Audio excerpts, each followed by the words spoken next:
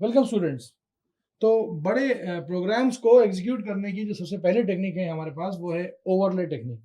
देखिए overlay technique बड़ी आसान सी है और ओवरले टेक्निक का जो थ्योरी है वो बड़ी बड़ी ही आसान सी है। जैसे आपको यहाँ पे सामने एक डायग्राम दिख रहा होगा, उस डायग्राम को समझाने से पहले मैं आपको बता दूं कि हम यहाँ पे पढ़ क्या रहे हैं। हम यहाँ पे ये कर रहे हैं कि जैसे कि मान लीजिए कि एक जनरल कंप्यूटिंग सेंस है। जनरल कंप्यूटिंग सेंस के अंदर ओवरले का मतलब ये होता है कि प्रोसेस के ब्लॉक को ट्रांसफर करना, प्रोग्राम कोड को, मतलब ब्लॉक ऑफ प्रोग्राम कोड जो है उसको ट्रांसफर करना, या उसके जो कोई और डेटा सेट को ट्रांसफर करना मेमोरी में।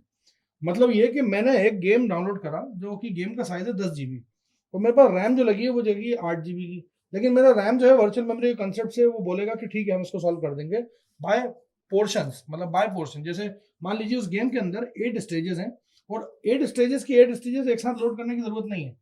सिर्फ स्टेज नंबर 1 लोड करो या स्टेज नंबर 2 लोड करो तो बहुत से बहुत उतना साइज जो है उतना हमारे पास रैम में मौजूद है, उतना लोड करो। जब ये बंदा जो है ये स्टेज 1 परफॉर्म करेगा तो 2 पे आएगा, और 2 को जब अनलॉक करेगा तो 3 पे आएगा, तो ठीक है स्टेज 5 6 7 8 को रहने दो। तो ओवरले का मतलब ही यही होता है कि आपके पास मेमोरी के अंदर जो आपके पास डेटा है वो बहुत बड़ा सारा है, लेकिन उसको भी आप अकोमोडेट कर देते हो वर्चुअली, वर्चुअल मेमोरी कॉन्सेप्ट से। और ओवरले क्या करता है कि प्रोग्राम, जो बड़े बड़े प्रोग्राम होते हैं जो कि मेन मेमोरी के अंदर एक साथ नहीं आ सकते, उनके अंदर काम ये करता है। ओवरले टेक्निक है। अब यहाँ पे ये टेक्निक जो है सबसे ज्यादा इस्तेमाल जो होती है वो एम्बेडेड सिस्टम्स के अंदर होती है। एम्बेडेड सिस्टम्स को अगर मैं आपको बता दूं तो एम्बेडेड सिस्टम्स आर दो सिस्टम जिनके अंदर एक हार्डवेयर के लिए एक पर्टिकुलर सॉफ्टवेयर बनाया जाता है। जैसे कि मसलन के तौर पे मेरे पास कोई रिमोट कंट्रोल है, ठीक है, वो रिमोट कंट्रोल में एक चिप लगी होगी, उस चिप पे के ऊपर ऐसी कोड लिखे गए हैं, उसको ऐसा बर्न किया गया है कि वहां पे जो बटन आप प्रेस करोगे वो बटन उसका फंक्शन करेगा। तो एम्बेडेड सिस्टम से आपकी जैसे वॉशिंग मशीन की पीसीबी बनती है या कार के अंदर की जो पीसीबी बनती है वो बेसिकली आप देखेंगे कि अगर उसमें जो जितने भी इंडिकेटर्स होते हैं वो सारे के सारे कार के अंदर, या वॉशिंग मशीन में, ऑटोमेटिक वॉशिंग मशीन में जो पीसीबी लगी रहती है जो कि बड़ी महंगी आती है, तो वो जो उस पीसीबी को कोड लिखते हैं वो एम्बेडेड सिस्टम वाला कोड है। मतलब वो कोड आप और कहीं रन कराओगे वो और किसी काम का नहीं रहेगा। वो स्पेसिफिकली टाइमर या ड्रेन पाइप या जो भी आपका वॉशिंग, जो वॉश करने के, जो कपड़े वॉश करने के जो मोड्स होते हैं उनके ऊपर डिपेंडेंट होगा। तो और वो मोड मुझे नहीं लगता कि और किसी चीज में और किसी आपके होम अप्लायंस के अंदर लगेंगे। तो एम्बेडेड सिस्टम में नॉर्मली क्या होता है कि एक फिजिकल मेमोरी की बड़ी लिमिटेशन होती है, और यहाँ पे जो भी सिस्टम जो भी चिप पे लगा हुआ है उस चिप के अंदर वर्चुअल मेमोरी की फैसिलिटी से भी ये लैक करती है, और मेमोरी तो है ही उसके अंदर कम। तो उस टाइम पे क्या होता है कि आप ओवरले प्रोग्राम का यूज करते हो और वो डिवाइड करता है प्रोग्राम को सेल्फ कंटेंट ऑब्जेक्ट ब्लॉक्स में, और इन ऑब्जेक्ट ब्लॉक्स को हम बोलते हैं ओवरलेज। ये एक ट्री स्ट्रक्चर की तरह फॉर्म होता है, जैसे कि आपको शायद डायग्राम में भी दिख रहा होगा कि एक रूट है और उसके इंटरनल नोड्स हैं और कुछ लीव्स भी हैं। खैर उस डायग्राम को भी हम समझेंगे 2 मिनट से।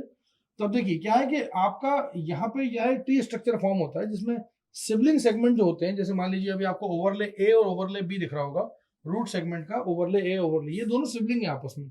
वैसे एक और फर्दर आप अगर और देखेंगे तो ए के भी 2 चाइल्ड है, ए और ए बी, ये दोनों सिबलिंग है। हमेशा सिबलिंग सेम मेमोरी को शेयर करते हैं, कोई अलग अलग मेमोरी नहीं होती। मतलब ए और बी के लिए एक ही मेमोरी स्लॉट होगा जिसमें दोनों काम करेंगे। वैसे ही ए और ए बी के लिए एक ही मेमोरी स्लॉट होगा जिसके लिए वो काम करेंगे। इमेजिन अ ट्रेन जिसके अंदर एक दो बेंचेस लगी हुई हैं, एक तरफ एक फैमिली बैठी हुई है, एक तरफ दूसरी फैमिली बैठी हुई है। उस फैमिली के अंदर भी 4 लोग हैं, मतलब हस्बैंड वाइफ और उनके 2 बच्चे, वो इधर भी हस्बैंड वाइफ और 2 बच्चे। मतलब वो देखा जाए तो वो चारों लोग जो है वो एक ही कंपार्टमेंट को बिलोंग करते हैं, और उनके जो इंटरनल जो नोड्स हैं, जो इंटरनल के इंटरनल बच्चे हैं, वो उनकी पर्टिकुलर बेंच को बिलोंग करते हैं। तो कहने का मतलब ये है कि यहाँ पे भी कुछ इस तरह से ही है कि ये ट्री स्ट्रक्चर रहता है जिसमें जो सिबलिंग सेगमेंट्स होते हैं उनका सेम डेप्थ पे जो होते हैं वो सेम मेमोरी को शेयर करते हैं, और उस सेम मेमोरी को शेयर करने के साथ ही साथ उसको बोलते हैं ओवरले रीजन या डेस्टिनेशन रीजन। यहाँ पे ओवरले का एक मैनेजर होता है। ओवरले मैनेजर या फिर आपका जो ओवरले मैनेजर को आप बनाने की बात कर रहे हैं, तो ओवरले मैनेजर ऑपरेटिंग सिस्टम का एक पार्ट होता है, या फिर एक पार्ट होता है किसी एक ओवरले प्रोग्राम का, जो कि लोड किया जाता है ओवरले को, मतलब from external memory to the destination region. जब आपको एक्सटर्नल मेमोरी से उसको लेना होता है, जब जब भी उसकी जरूरत आन पड़ती है। मतलब मैं गेम खेल रहा हूँ, गेम खेलते खेलते मुझे उस कंसोल पे, प्ले स्टेशन पे वो सीडी लगी हुई है, वो हार्डवेयर लगा हुआ है। वो याद है आपको पहले जब वो कैसेट आते थे समुराई के, तो वो कैसेट लगा हुआ है, वो तो बड़ा छोटा सा होता है। तो जोन सा प्रोग्राम में, जोन सा गेम में खेल रहा हूँ, वो गेम उतना आ जाता था। और उसके बाद मारियो मारियो खेला होगा आपने, तो स्टेज 1 1.1, 1.2, 1.3, 1.4, फिर पार करो तो 2.1, 2.3, ऐसे करते करते 8 स्टेजेस तक होता था, 8.1, 8.2, 8.3, 8.4। तो वहां पे होता क्या था कि जब आप कैसेट को लगाते थे, जैसे ही ऑन करते थे तो उसको मालूम होता था कि हमें यूजर को सबसे पहले वो लिस्ट दिखानी है 99999 गेम्स इन वन। फिर आप कोई से एक गेम को सिलेक्ट करेंगे, वो उतने गेम का स्क्रीन खोल के दिखाएगा, उसकी स्टैट स्क्रीन दिखाएगा। फिर आप जो सी स्टेजेस पार करते जाएंगे आपको फर्दर फर्दर आगे, मतलब जब जब जरूरत आन पड़ेगी उसकी जो छोटी सी मेमोरी होती थी वो तब तक उतना इतना काम पोर्शन आपको दिखा दिया करती थी। पूरा एक साथ देखोगे तो भैया फिर वो कैसेट काम नहीं करेगा, क्योंकि उसके अंदर इतनी मेमोरी है ही नहीं, वो मेमोरी इतनी उसके अंदर है ही नहीं। तभी तो उस कैसेट्स के बाद फिर सीडी रोम्स आए, फिर आपके प्ले स्टेशन आए, उनके अंदर खुद फिर इंटरनल मेमोरी आने लगी, फिर उसके अंदर हार्ड डिस्क लगी हुई आने लगी। तो आप वो बड़े बड़े गेम्स उनके अंदर ऑलरेडी सेव रहते हैं। आपने लास्ट स्टेज जो खेल के छोड़ी होगी, आप चालू करिए, आप अपना यूजर नेम पासवर्ड डालिए, वहीं से वो गेम आपको वापस से खोल कर, प्ले स्टेशन की बात कर रहा हूँ मैं, या एक्सबॉक्स की आप बात करें तो आजकल तो खैर टेक्नोलॉजी बहुत आगे बढ़ गई है, लेकिन ओवरले जो है, ओवरले के अंदर यही होता था कि आपको लिंकर जो होता था वो कभी टाइम सपोर्ट करता था ओवरलेस का, और आपस में उनका मेमोरी शेयरिंग का भी सेम फंडा होता था। खैर मैं आपको डायग्राम से समझा ही चुका हूँ यहाँ पे कि यहाँ पे दो ओवरले के जो मोड हैं, जो रूट नोड है, रूट नोड के दो बच्चे हैं ए और बी। ए और बी जो लोड हुए हैं उनके अंदर असल में वो कब हुए हैं, जब मॉड 2 करके इन्होंने यहाँ पे बनाया, मॉड 2 खत्म हुआ, मॉड 1 और mod 2 belongs to root node, जैसे मॉड 2 खत्म हुआ तब वहां से ए और बी का कहानी चालू हुई है, क्योंकि उसके बाद जो पट्टा था पूरा का पूरा ए और बी को दिया गया। अब ए ने क्या करा, ए ने उसको और फर्दर ब्रेक करा, ए ने अपना चलाया मॉड 3, 4 और 5 और 6। तो बी जो है, बी सेम मेमोरी शेयर कर रहा है लेकिन वो 6 के बाद आएगा, मतलब ए बी को होने के बाद आएगा। तो आप देख सकते हैं यहाँ पे कि एक्चुअल में जो सबकी पोजीशन है वो बड़ी अच्छी समझाई गई है, और यहाँ पे अच्छे से मेमोरी को यूटिलाइज किया जाए इसलिए सेम उसमें रखा गया है। और कभी भी कोई सेगमेंट को अगर आपको देखना है तो आप उसको देखेंगे, उसके रूट नोड से लेके उसके ओवरले सेगमेंट तक जाएंगे तो उसको बोलेंगे हम पाथ, जैसे कि शायद एक डेटा स्ट्रक्चर के अंदर भी होता है कि रूट से लीव तक जाओ तो पाथ होता है। तो यहाँ पे भी ऐसे ही होगा कि जितने भी सेगमेंट्स होते हैं वो सारे के सारे रूट से किसी ना किसी जरिए कनेक्टेड होते हैं। तो आप उस ओवरले सेक्शन पे अगर आप पहुंचना चाहते हैं तो आप उसको पाथ को फॉलो करेंगे। अब ये इस्तेमाल कहाँ कहाँ होता है, इसकी एप्लीकेशन बहुत सारा है। उसकी एप्लीकेशन में ये है कि कई बार बिजनेस एप्लीकेशन जो होती है उनको जो प्लेटफॉर्म रन करते हैं वो वर्चुअल मेमोरी के साथ रन करते हैं। एक डेवलपर को अगर देखा जाए तो ऐसे प्लेटफॉर्म की जरूरत पड़ती है जिसमें वो प्रोग्राम को डिजाइन करे और मेमोरी कंस्ट्रेंट को डिजाइन करे, लेकिन उसमें इतना ध्यान से वो नहीं हो कि प्रोग्राम का जो वर्किंग सेट है वो ना छेड़ा जाए। भले ही वो प्रोग्राम का वर्किंग सेट जो है वो, मतलब आपने जो यूज करा है वो भले ही फिजिकल मेमोरी से ज्यादा भी चला जाए तो भी काम हो जाएगा। यहाँ पे आर्किटेक्ट जो होता है वो फोकस करता है उस प्रॉब्लम की जो कि सॉल्व की जाती है, उसके अंदर एडेड डिजाइन या उसके अंदर डिफिकल्टीज आती है, जब आप उसके अंदर फोर्स करते हो डिफिकल्टीज को, तब उसके बाद क्या स्टेप्स ली जाए तो वो ओवरले साइज उसका डिफाइन करता है।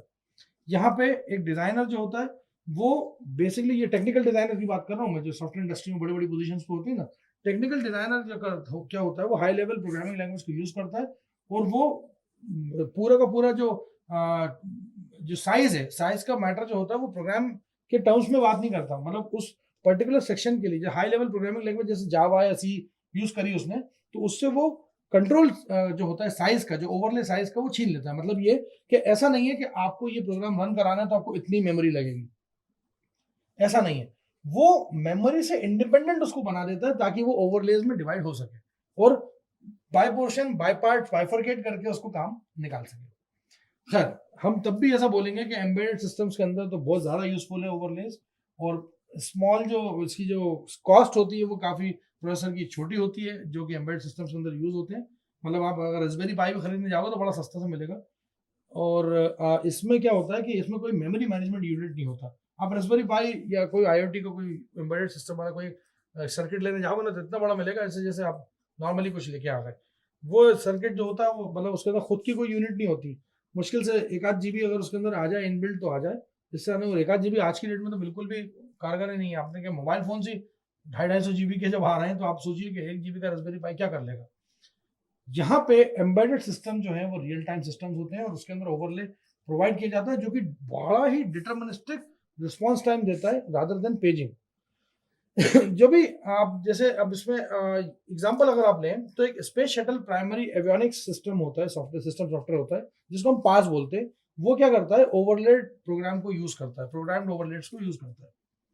अब मान लीजिए कोई आपका प्लेटफॉर्म है जो कि वर्चुअल मेमोरी के साथ है, सॉफ्टवेयर कंपोनेंट जैसे कि कोडेक्स जो होंगे वो डिकपल्ड किए जाएंगे किसी पॉइंट से और उसको लोड किया जाएगा in and out. In and out मतलब मेमोरी में आना और मेमोरी में जाना।